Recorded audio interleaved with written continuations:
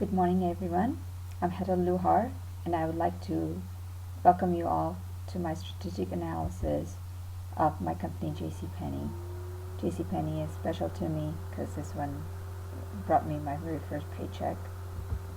Let's look at some quick facts about JCPenney.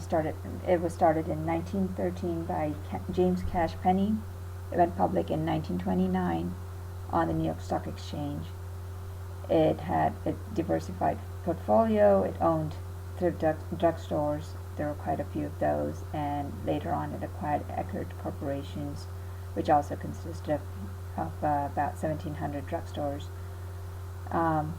JCPenney became incorporated in 2002, and it owns and operates about 1,100 stores in U.S. and Puerto Rico as of 2014.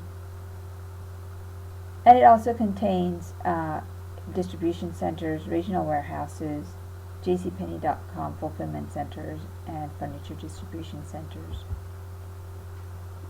Its product lines include family apparel, footwear, accessories, fine and fashion jewelry, beauty products, home furnishings. JCPenney also provides services such as styling salon, optical, portrait photography, and custom decorating. Let's look at JCPenney's income statement to analyze its financials. In 2013, JCPenney had revenues of about $13 billion, while in February of 2014, its revenue dropped by $1 billion. Now let's look at the balance sheet. JCPenney Company Inc. may have had more financial risk than other companies in the multi-line retail industries, as it is one of the most highly leveraged, with the debt to total capital ratio of about 64.47%. This ratio actually increased over the last year. Additionally, an examination of near-term assets and liabilities showed that there are not enough liquid assets to satisfy current obligations.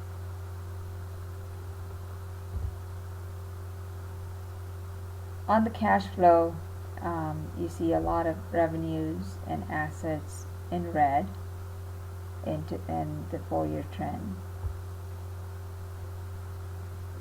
JCPenney had it good times and bad times, but as you can see, in 2007, its stock prices were the highest at $85.25, and today it's at $8.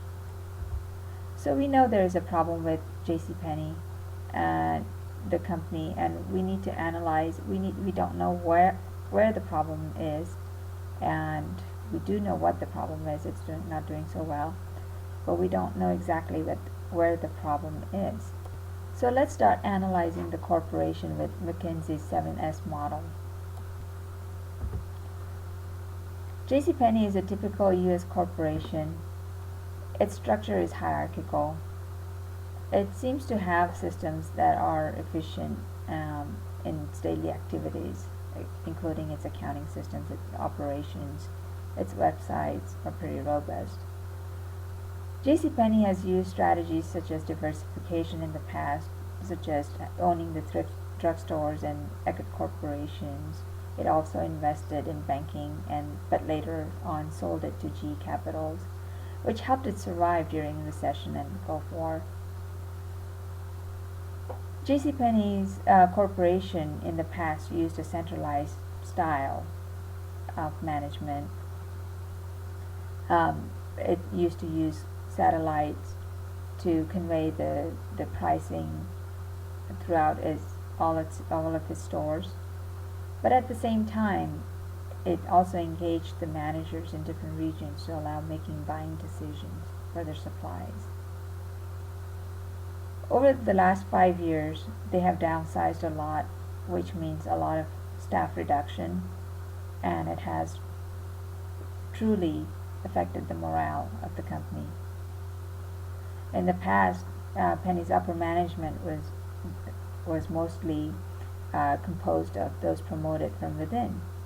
So to there was a lack of skill set, and to fulfill that skill set, they started hiring those that have proven positive results. Their employees' shared value is doing it right. So there has been a change in JCPenney, and we don't know where the change has been, but we do know the logo has changed also. And what has brought this downfall of JCPenney?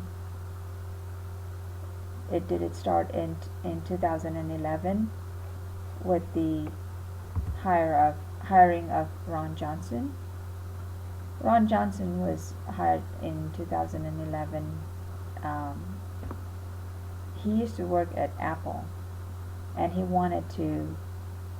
had envisioned JCPenney to become just like Apple, with Genius Bar and little stores within the JCPenney department stores.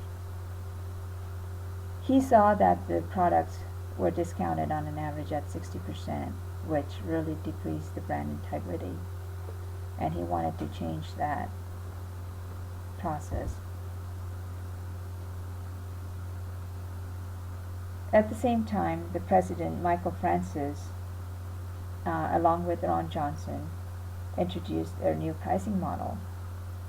They wanted to have regular prices throughout the store, month-long sales instead of a week-long sale, and best prices offer discounts every first and third Friday of the month. Well, both Ron and Michael didn't think Kohl's and Macy's and stores such as them were a threat to JCPenney. Their thinking was wrong. They took away from their regular customers all the feel-good parts. Discounts, which allows customers to think they got bargain. Private brands, by opening up smaller stores within pennies that could be brought elsewhere, they lost the customer loyalty. So what is causing these big troubles for JCPenney? Let's look at all the threats. There are threats of new entrants. There are new stores popping up left and right every day. And because of that, the suppliers have the bargaining power of selling their goods to the other stores at a higher price.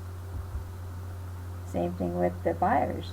The buyers have the power to purchase their products somewhere else at a better rate, or they can substitute their products and services by some other products and services. And thus the rivalry among existing competitors keep on growing, which started the trouble for JCPenney. These are some major problems, and we would like to find some possible solutions for pennies, and let's see how we can help them. Let's start out looking at the BCG model and see where we can identify or categorize each of the products that they have.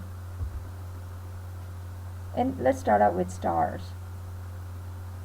I believe that home furnishings and custom decorating it could be their star products, because there are not very many competitors for these products. And the second thing is most men, they don't like shopping around.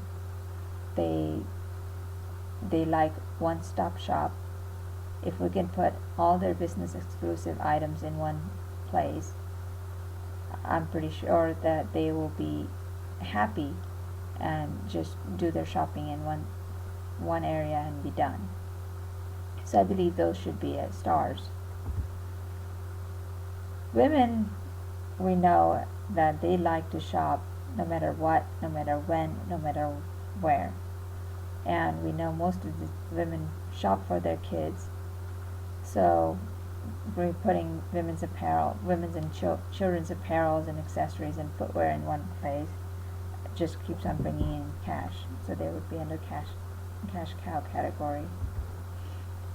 As far as junior apparel and accessories goes, for most part, I believe that none of the teenagers like to shop at places like Penny's. They want more high-end, not high-end, but more style related clothing and accessories, and they would like to shop at places like Express and Zoomies, and I don't think any of my own kids, they don't like shopping at Penny's for their clothes. So I would put them under dog, and I think we should get rid of them. Services like salon are never consistent from one place to the other, because you never know where you're going to get the best salon experts. So I don't know, I'm not sure about that one, but optical, I'm pretty sure there are more specialized places like lens crafters and Pearl Vision, and even the optometrists, they carry a wide range of glasses and services. So I think those might not be very good, but I do think that the portrait photography area is one that they could turn that into star, because people can spend tons of money on those. Looking at their problems, let's look at the first problem. I believe that they have all their eggs in one basket, and the solution for that would be to diversify their portfolio by starting to invest into other industries. And my recommendation is education and medical supplies. I believe that online universities have less overhead, and people's graduation rates are going higher. They want to seek higher education, and therefore investing in something like in universities could be a safe bet. And once they have stabilized themselves, I believe that they should diversify further into medical supplies, as there's always going to be a demand for medical supplies. And we know that there is a little bit of an overhead with medical supplies, so you need to be more sustainable before you go into that. Competition, I believe, is their major problem, and competition is too intense, and there are threats from all the directions, as we saw in the 5 Forces. I think that they need to rebuild their customer loyalty and add value to their customer shopping experience. They got rid of their private brands, but I think they need to bring those back, because that would decrease the bargaining power of suppliers and customers. Suppliers have to sell to Pennies only, and so they wouldn't have a choice. Again, and customers, they would only go to Pennies if they wanted that brand. To use the social media such as Facebook and Instagram for branding their products is a powerful tool. If you just think about how many times you see an advertisement, a discount pop up on Facebook or Instagram, it makes you think about going shopping. The second thing is, I think they should focus on specific items. They need to reduce their product lines and just focus on certain items, and maybe work on a theme, like the one shop stop that we mentioned earlier with the men's exclusive executive items. Lastly, we know that there's been a decreased engagement from all employees, so I think if they bring in their style back of engaging their management, that would definitely boost up the morale and help unify their shared values again. I hope this really helps JCPenney become more sustainable. I'd like to see them back in business, and I'm open for any questions. Thank you.